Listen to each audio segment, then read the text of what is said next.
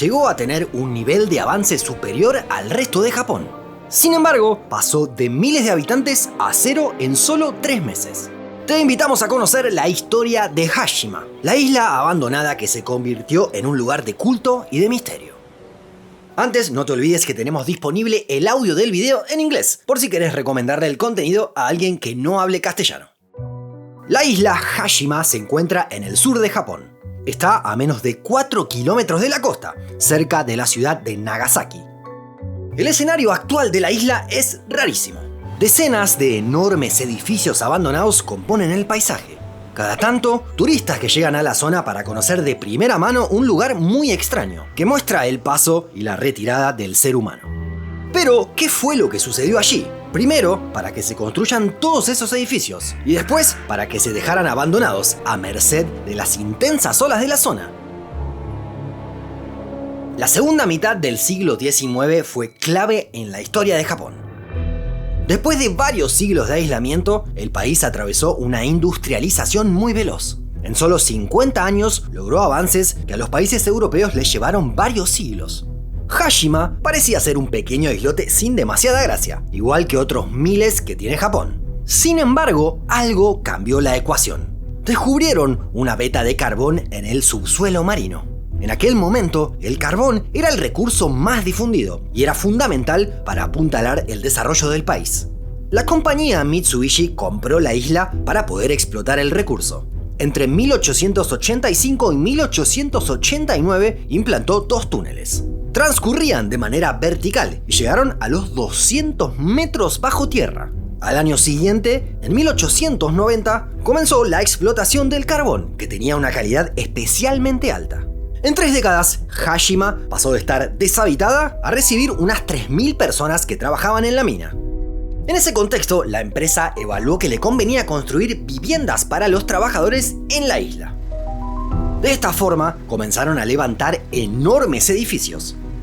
De hecho, en 1916 se construyó el primer gran edificio de hormigón armado de todo Japón.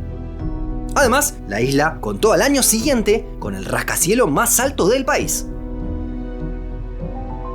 La producción de carbón crecía sin parar, incluso durante las guerras que Japón mantuvo con China y Rusia.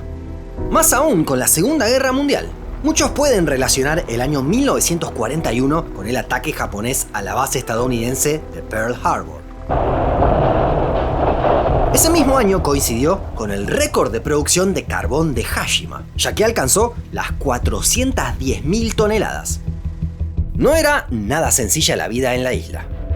Es que las personas que residían allí no tenían demasiado lugar, ya que la isla tiene una extensión de 480 por 150 metros. Por la forma que presenta y las construcciones que se levantaron, también se conoce a Hashima como la isla del acorazado, ya que parecía más un buque de guerra que una isla en sí. Claro, no había espacio para la vegetación, ni tampoco sobraba para la recreación. Enormes edificios, uno al lado del otro, con infinitas escaleras.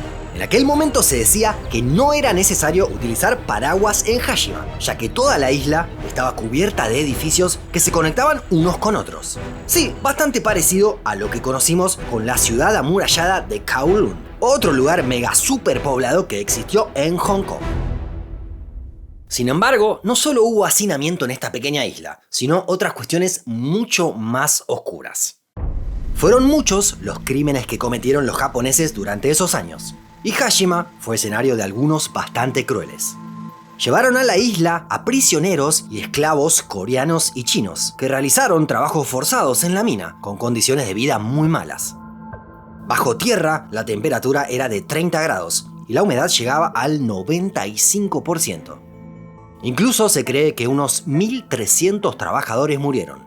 Algunos en las minas por las malas condiciones laborales que había y otros por malnutrición o cansancio extremo. Esta terrible historia inspiró a una película de 2017 llamada Battleship Island. Allí, un grupo de mineros coreanos intenta fugarse de la isla, que más que un lugar de trabajo parecía una prisión.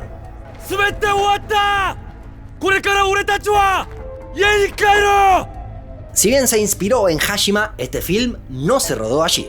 En cambio, la que sí tiene imágenes tomadas en el lugar es la película de James Bond estrenada en 2012. Estas imágenes aéreas son de la isla japonesa, y en la ficción se corresponden con la guarida del villano, que fue interpretado por Javier Bardem. They left the island so quickly, they couldn't decide what to take, what to leave, what was important. And seeing this every day reminds me to focus on the essentials. De regreso en la historia, la isla también atravesó periodos de enormes avances. Es que pasado el periodo de guerra, continuó la explotación del carbón. Era tan alta la calidad que se extraía y tan duro el trabajo que los sueldos que se pagaban eran muy altos. De esta forma, llegaban trabajadores que buscaban hacer una diferencia económica. E incluso también residían gerentes y altos mandos de la compañía. En las décadas de 1950 y 60 abundaban los productos electrónicos en la isla. Claro, no había demasiadas oportunidades para el ocio. De esta forma, se convirtió en el lugar con más televisores y radios per cápita del país. Es decir, se trataba de un lugar con ingresos altos en el que abundaban los avances tecnológicos a pesar de que no existían grandes comodidades por la geografía de la isla. Igualmente, se buscó disponer de más posibilidades dentro de los límites de Hashima.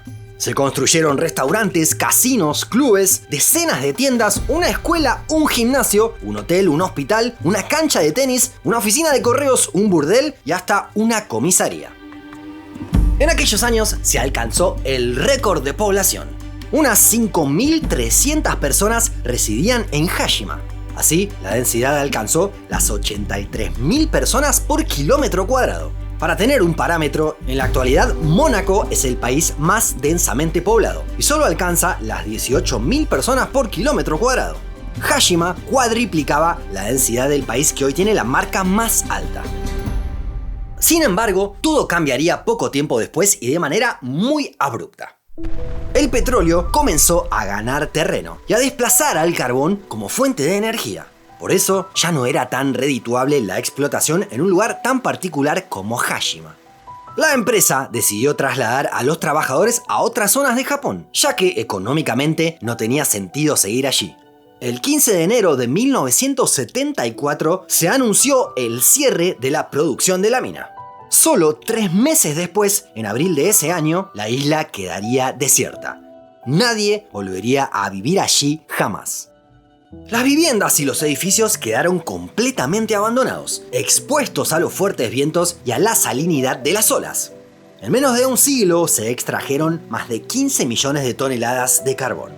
Antes del cierre había 12 servicios por día de ferries que trasladaban personas y mercadería entre Hashima y Nagasaki. De un momento a otro desaparecieron. Ya no había motivos para ir a aquella isla que parecía un buque de guerra. Pasó el tiempo y Mitsubishi no encontró demasiados argumentos para conservar Hashima. Por eso transfirió la propiedad de la isla a la prefectura de Nagasaki, que se hizo cargo del lugar en 2005. Al tiempo se abrió la posibilidad de que vayan visitantes al lugar. Primero solo podían ir periodistas e historiadores. Y en 2009 se añadió la posibilidad de que puedan acercarse turistas, tal como sucede hasta el día de hoy. Para darle un mayor valor histórico, Japón promovió que Hashima sea declarada Patrimonio Histórico por la UNESCO. Lo logró en 2015, como parte de uno de los sitios en los que se puede apreciar la revolución industrial de la era Meiji. Sin embargo, Corea protestó ante esta iniciativa, ya que muchas personas habían sido torturadas allí. Ante esta situación, ambos países llegaron a un acuerdo.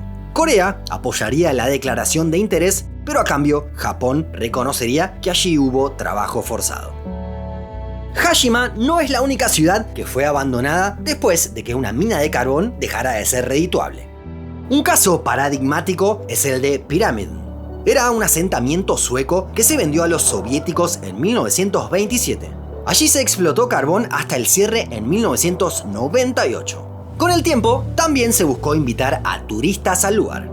Pyramiden se encuentra en el archipiélago noruego de Svalbard, que no solo fue uno de los primeros lugares que conocimos en este canal, sino que además inspiró a una de las camisetas que diseñamos y lanzamos. Te dejamos el link más abajo por si te interesa comprarla. Te agradecemos por haber llegado hasta acá y te invitamos a que te sumes como miembro de un mundo inmenso. Con un aporte mensual nos ayudarás a que sigamos creciendo. Nos vemos en el próximo video.